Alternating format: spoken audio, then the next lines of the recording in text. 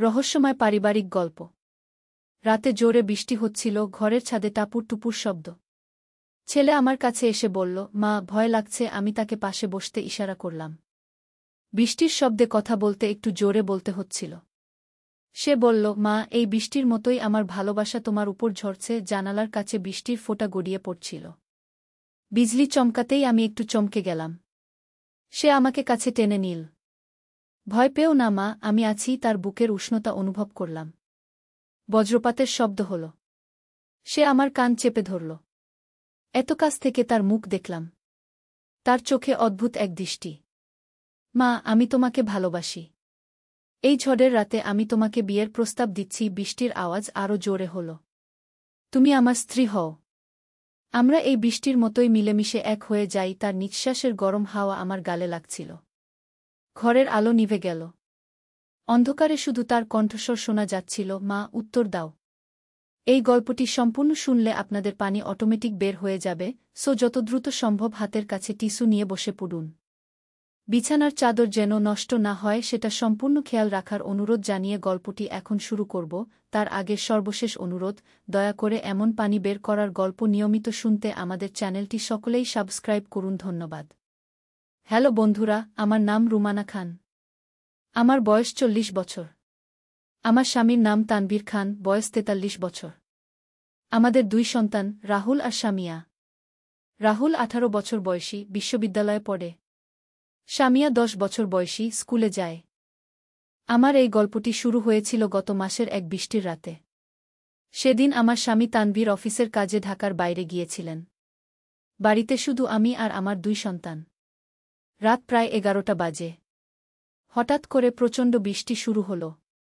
শামিয়া তখন ঘুমিয়ে গেছে তার রুমে। রাহুল তার রুমে পড়াশোনা করছিল।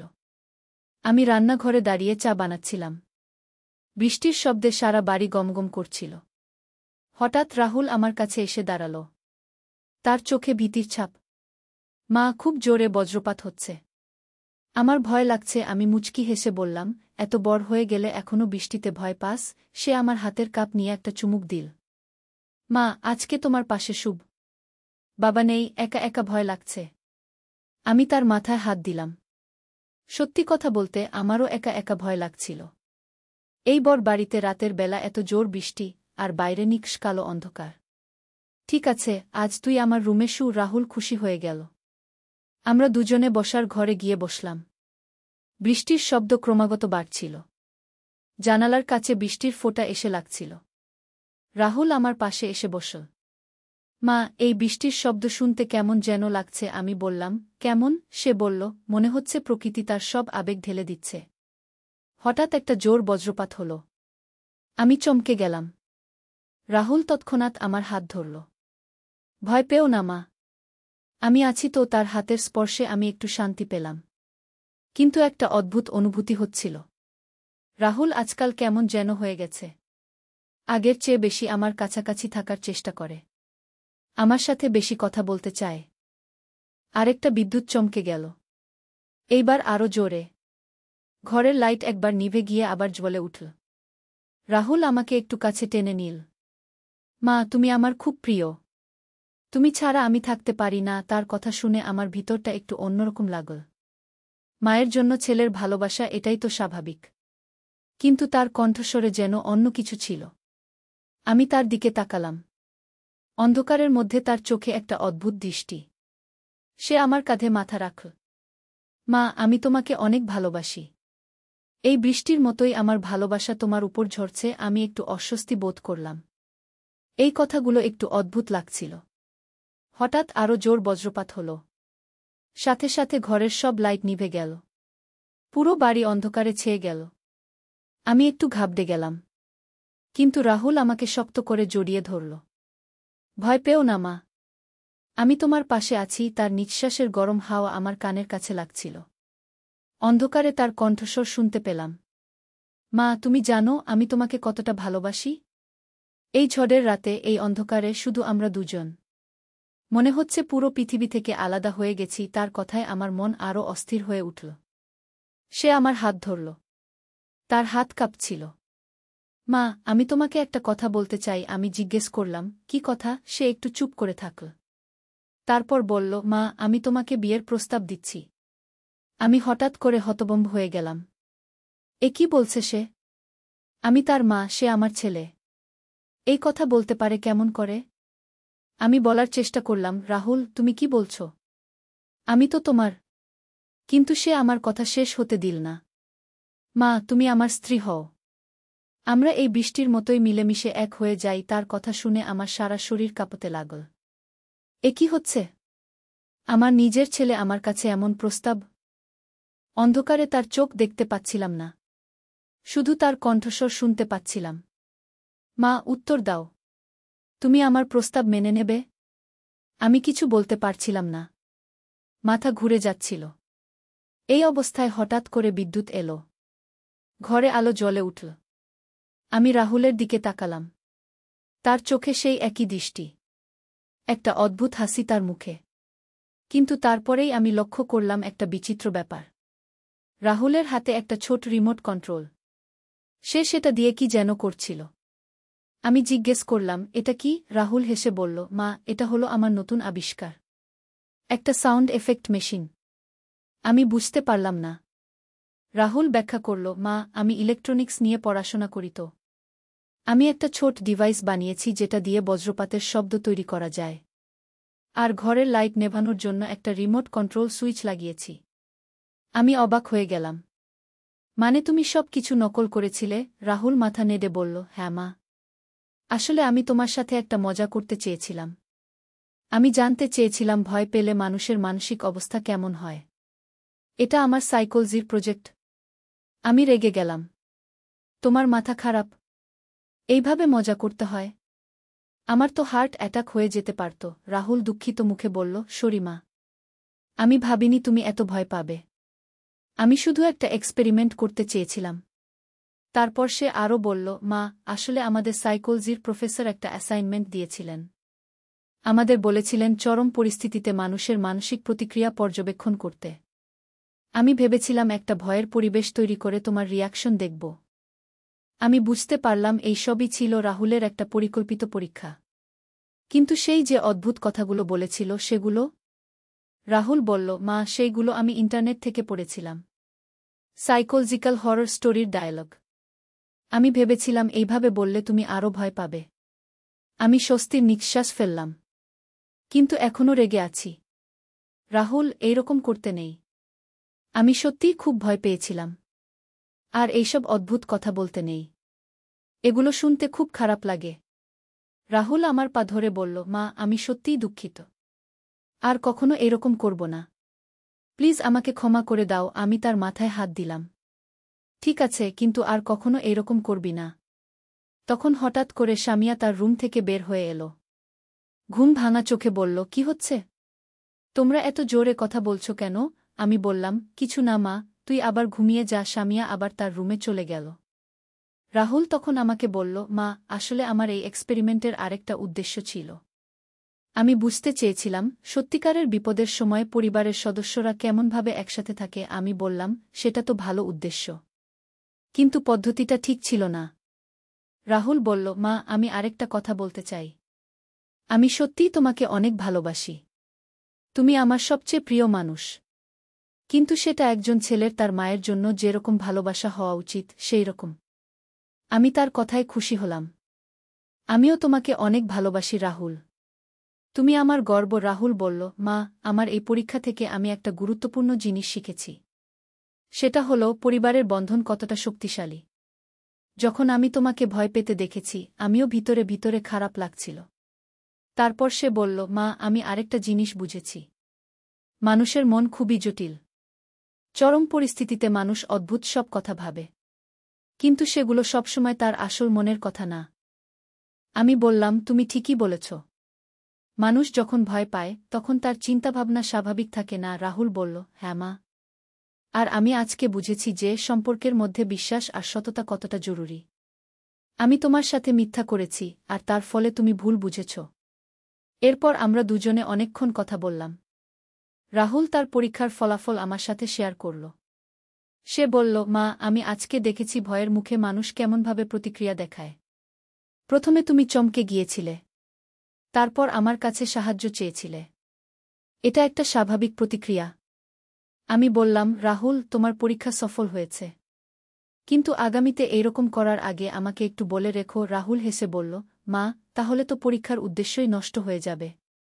সেই রাতে আমরা দুজনে আরও অনেক কথা বললাম।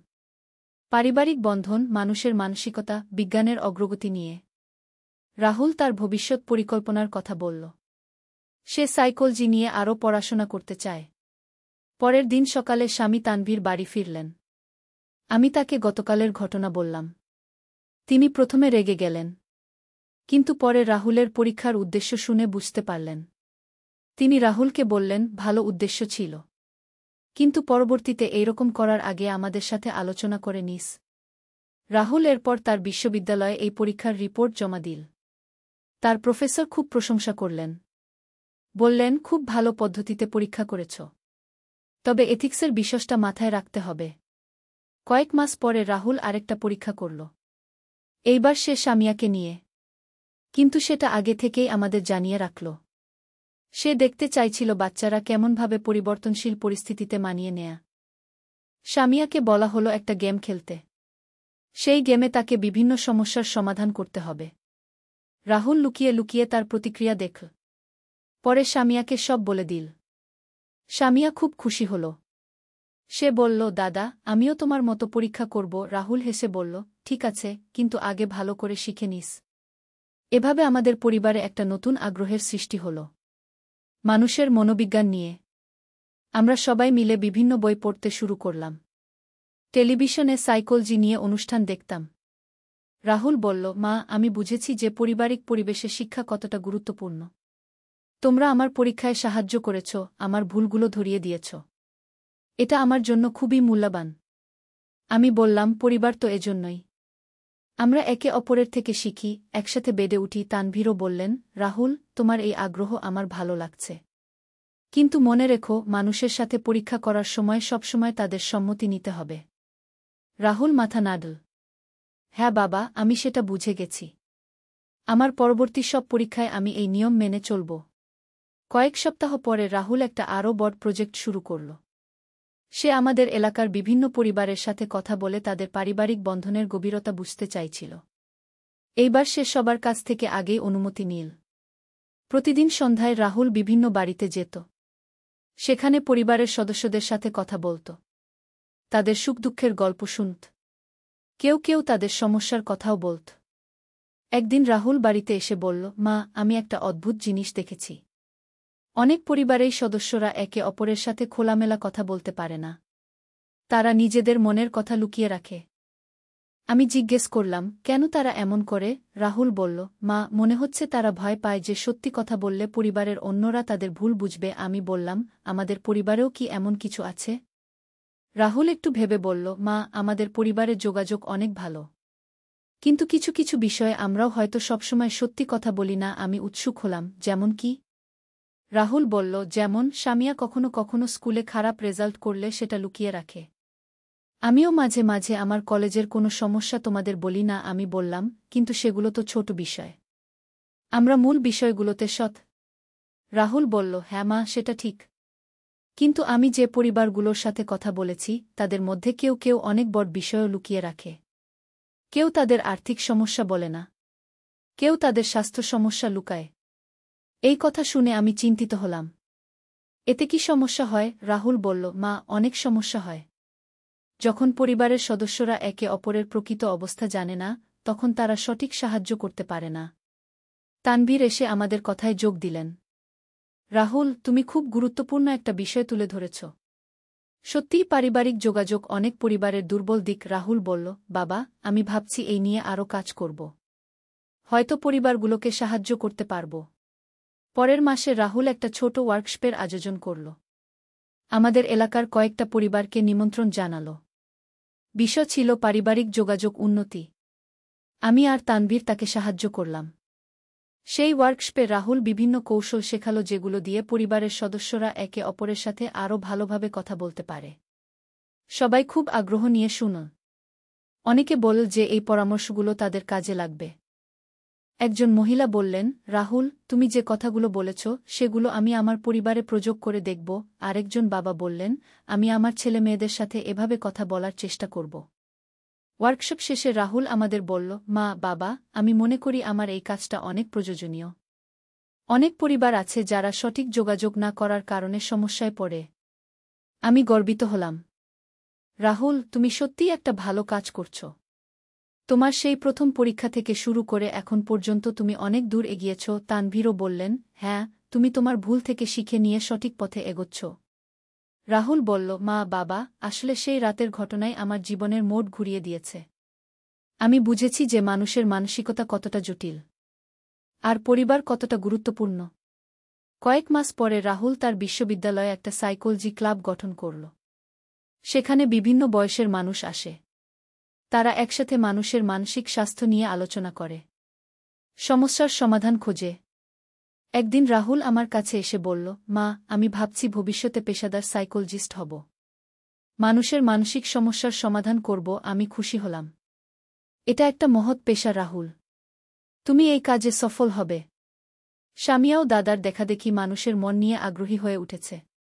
সে মাঝে মাঝে রাহুলের সাথে তার প্রজেক্টে সাহায্য করে। রাহুল তাকে সহজ ভাষায় সাইকোলজির বিভিন্ন বিষয় বুঝিয়ে দেয়া।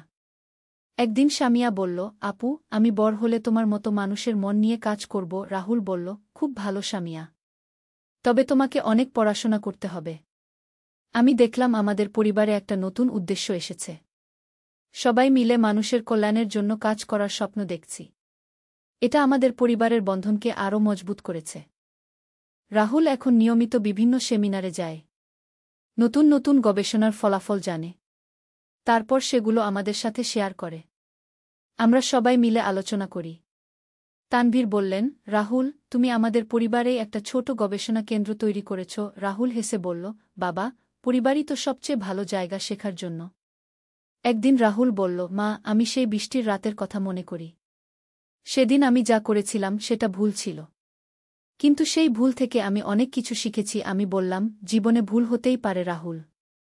গুরুত্বপূর্ণ হল সেই ভুল থেকে শেখা। রাহুল বলল, মা, আমি সেদিন বুঝেছিলাম যে ভয় একটা খুবই শক্তিশালী আবেগ।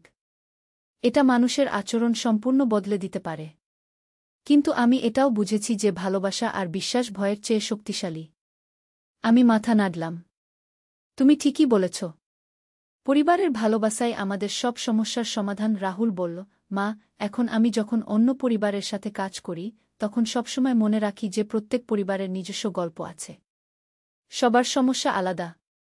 এইভাবে সেই ভয়ের রাত থেকে শুরু করে আমাদের পরিবারের একটা নতুন যাত্রা শুরু হয়েছিল। রাহুলের সেই পরীক্ষা আমাদের সবাইকে অনেক কিছু শিখিয়েছে। সবচেয়ে বড় কথা, আমাদের পারস্পরিক বোঝাপড়া আর গভীর হয়েছে। আজকে যখন আমি সেই রাতের কথা মনে করি তখন হাসি পায়। কত ভয় পেয়েছিলাম, কিন্তু সেই ভয় থেকেই তো আমাদের পরিবারের একটা নতুন অধ্যায় শুরু হয়েছিল। রাহুল এখন প্রায়ই বলে, মা, সেই রাতে আমি তোমার কাছে যে কথাগুলো বলেছিলাম সেগুলো শুধু অভিনয় ছিল।